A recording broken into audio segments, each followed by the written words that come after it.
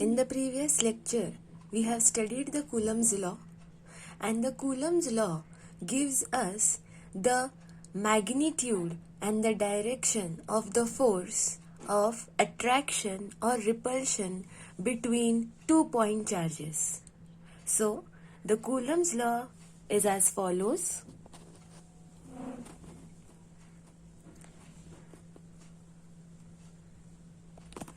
The force of attraction or repulsion between 2-point charges at rest is directly proportional to the product of magnitude of the charges and inversely proportional to the square of the distance between them.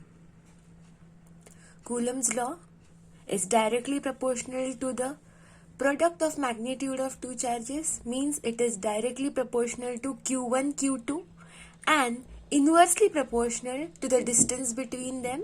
So it is inversely proportional to R square. So F is directly proportional to Q1, Q2 and inversely proportional to R square. So F is equal to K Q1, Q2 upon R square.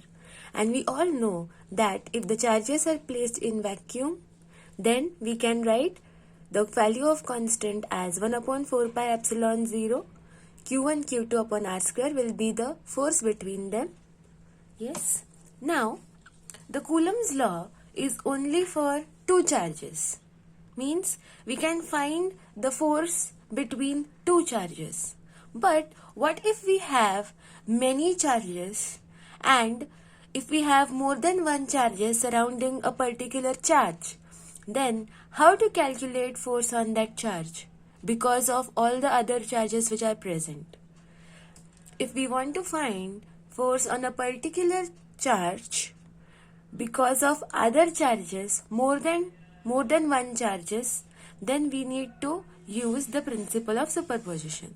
Now see in the figure, there are 5 charges here: Q1, Q2, Q3, Q4, Q5. Okay. Now I have to find the force on Q3 because of all these charges. But Coulombs law tells us the force only between two charges, any two charges. So what to do? In such cases, we have to use the principle of superposition. Now let us see what is principle of superposition. The principle of superposition states that when a number of charges are interacting, the resultant force on a particular charge is given by the vector sum of the charge of the forces exerted by individual charges. Let us see the statement again. The principle of superposition states that when a number of charges are interacting, see this case, same as the above case. Here there are 5 charges, Q1, Q2, Q3, Q4, Q5, and we have to find the force on Q3 due to all the other charges. So the resultant force on a particular charge, here our particular charge is Q3, is given by the vector sum of the forces exerted by the individual charges. Vector sum of the forces exerted by individual charges means that whenever we are going to find the resultant force on Q3, first we have to find the individual forces using Coulombs law.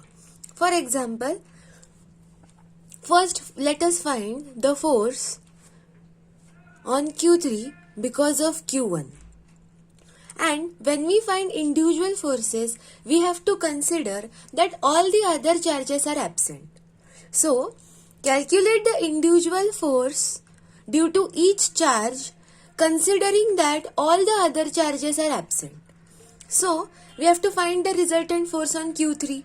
So, let us first find the force on Q3 due to Q1. Let that be F31. This F31 value will be calculated in such a way that we assume that Q3, Q5 and Q4 are not present. Similarly, using Coulombs law, find the force due to Q4 on Q3. That force will be F34. When we calculate this F34, we will consider that Q1, Q2 and Q5 are not present. Similarly, find the force due to Q5 and Q2 considering that other charges are absent, and then whenever after calculating all such individual forces, we will take the vector addition of all these forces. We should use vector addition. So the direction of the forces should also be considered. Here it is clearly mentioned the vector sum. So the direction of the forces, considering the direction and the magnitude, we will add these individual forces and then we can find the resultant force F total on the charge Q3 due to the other charges Q1, Q4, Q5 and Q2. So this is your principle of superposition.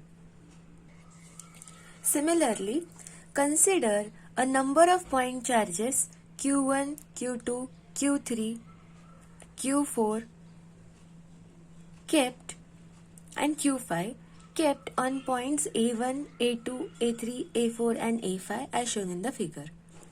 The force exerted on charge Q1 by Q2 is F12.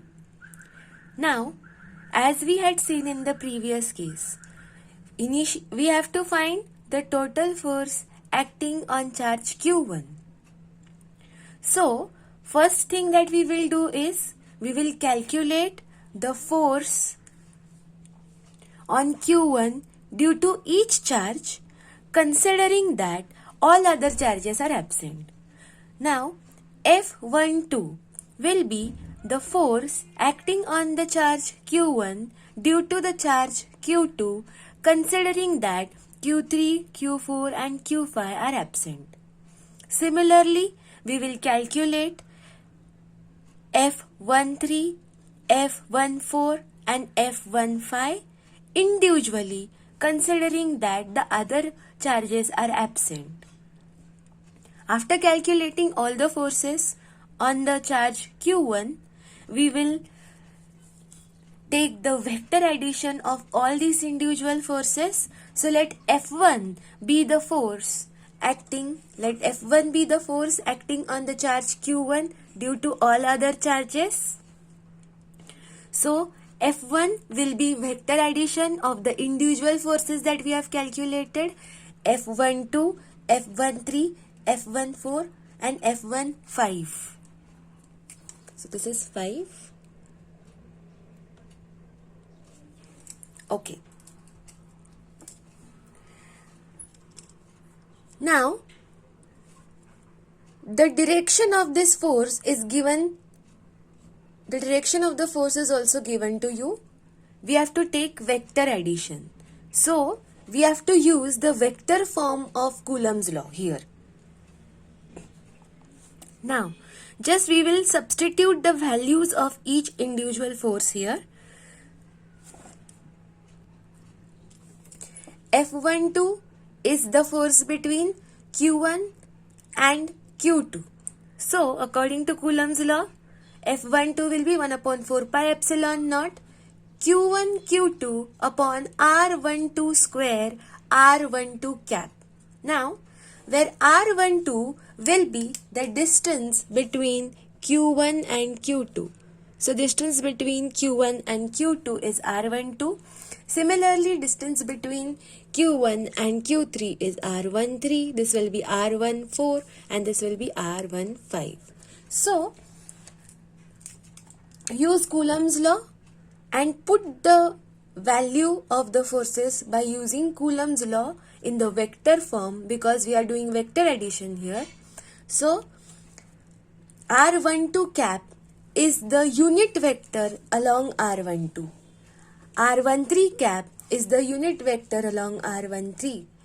R14 cap is the unit vector along R14 and R15 cap is the unit vector along R15. Okay, so use the vector form of Coulombs law and substitute the value of the forces. By putting the values, we can calculate the resultant force on the charge Q1. Now, the above case was for only 5 charges. If we have n such charges, surrounding a particular test charge. Suppose we have a small test charge and we have n number of charges. If we have n charges surrounding that charge, then what to do? Similarly, similar to the above case, consider that charge and find individual force due to each charge. Q1, Q2, Q3, Q4 up to Qn. Find all the individual forces due to n charges and add them as shown here. So the resultant force on the test charge will be F1 bar plus F2 bar plus Fn bar. Take the vector addition.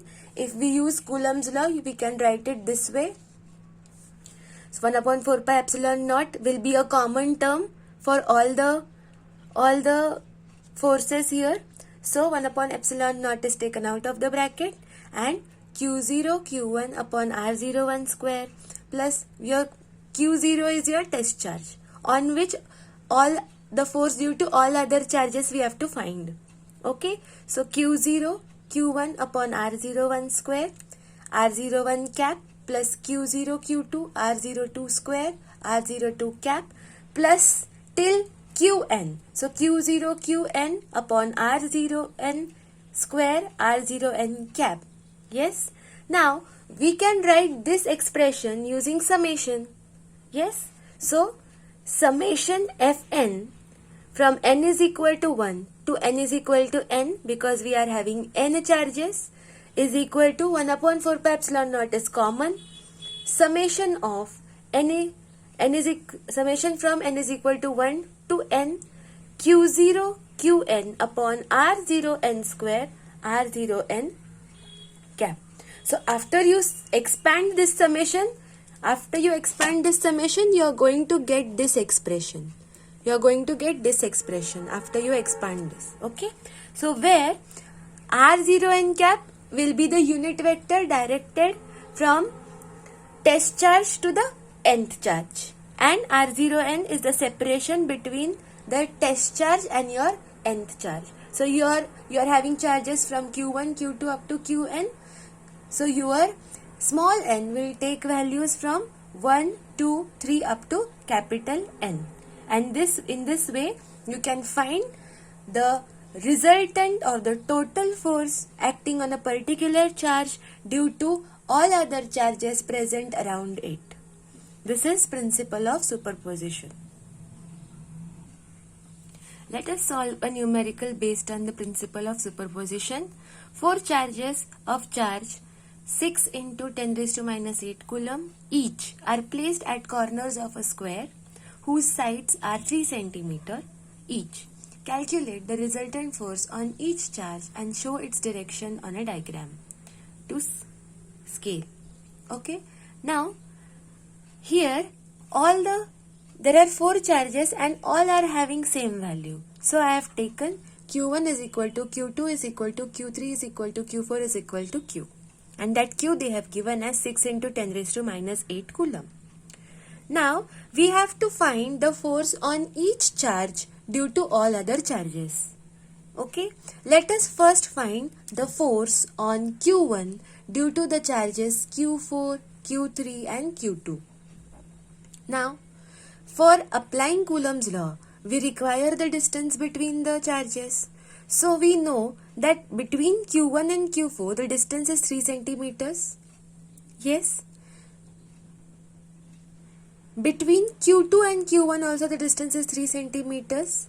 But the distance between Q1 and Q3 is not 3 centimeters. We will have to find that distance by using Pythagoras theorem.